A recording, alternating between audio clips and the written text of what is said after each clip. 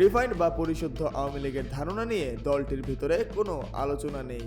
নেতৃত্বে পরিবর্তন আনার বিষয়ে কোনো চিন্তাভাবনার কথাও জানা যায়নি। এ বিষয়ে দলটির পলাতক নেতৃত্বের কোনো সায় আছে এমন আশাও পাওয়া যায়নি। ফলে আওয়ামী লীগের পরিশুদ্ধ অংশকে রাজনীতিতে ফেরানোর সম্ভাবনা নিয়ে যে আলোচনা বা শরগোল চলছে তা কতটা বাস্তবসম্মত সেই প্রশ্নই দেখা দিয়েছে।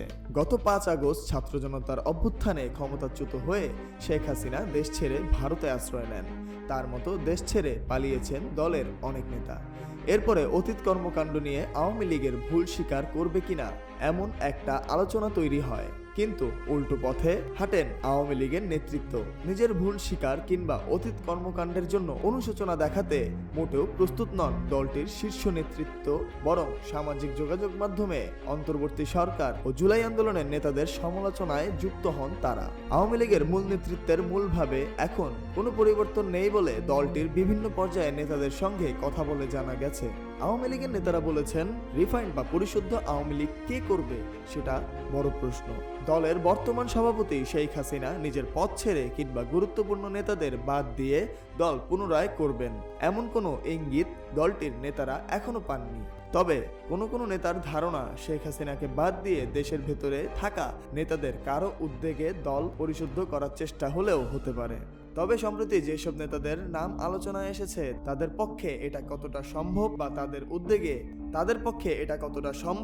তাদের উদ্যোগে তৃণমূলের নেতাকর্মীরা কতটা সাড়া দেবেন সেই প্রশ্নই রয়েছে। আওয়ামী লীগের সূত্র বলছে, শেখ হাসিনা সহ দলের অনেকেই ভারতে আছেন।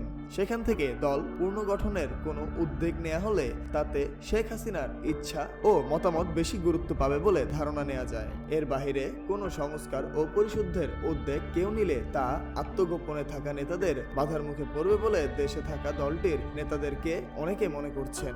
জাতীয় নাগরিক পার্টির মুখ্য সংগঠক হাসনাত আব্দুল্লাহ গত বৃহস্পতিবার রাতে নিজের ফেসবুক পেজে একটি পোস্ট দেন। তাতে সেনাবাহিনীর ঊর্ধ্বতম কর্মকর্তাদের সঙ্গে বৈঠকের কথা উল্লেখ করে তিনি লিখেন, রিফাইন্ড আওয়ামী লীগ নামে নতুন একটি ষড়যন্ত্র নিয়ে আসার পরিকল্পনা চলছে। সাবের হোসেন চৌধুরী, শিরিন শারমিন চৌধুরী ও ফজলে নূর তাপসকে সামনে রেখে এই পরিকল্পনা সাজানো হচ্ছে। 11 মার্চ সেনানিবাসী হাসনাত এমন একটি পরিকল্পনা উপস্থাপন করা হয়েছে উল্লেখ করে হাসনাত আব্দুল্লাহ বলেন, আমাদের প্রস্তাব দেয়া হয় আসন সমঝোতার বিনিময়ে আমরা যেন এই প্রস্তাব মেনে নেই। আমাদের বলা হয় ইতিমধ্যে একাধিক রাজনৈতিক দলকেও এই প্রস্তাব দেয়া হয়েছে। তারা শর্ত সাপেক্ষে আওয়ামী লীগ পুনর্বাসনে রাজি হয়েছে। একটি বিরোধী দল থাকার চেয়ে একটি দুর্বল আওয়ামী লীগ সহ একাধিক বিরোধী দল থাকা নাকি ভালো। এরপর থেকে রিফাইন্ড ও পরিশুদ্ধ আওয়ামী লীগের রাজনীতিতে আসার আলোচনা সামনে আসে।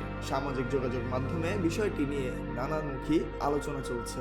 তবে রিফাইন্ড আওয়ামী লীগের ধারণা প্রত্যাখ্যান করে গত শনিবার ফেসবুকে স্ট্যাটাস দেন আওয়ামী লীগের তথ্য ও প্রচার সম্পাদক আমিনুল ইসলাম। তিনি লিখেন, কোনো রিফাইন্ড নয়, একবারে পিওর মানে পিওর। বঙ্গবন্ধু আওয়ামী লীগের রাষ্ট্রিক প্রত্যাবর্তনে প্রতীক্ষায় গোটা বাংলাদেশ। নেতা অতি অবশ্যই বঙ্গবন্ধু কন্যা শেখ হাসিনা।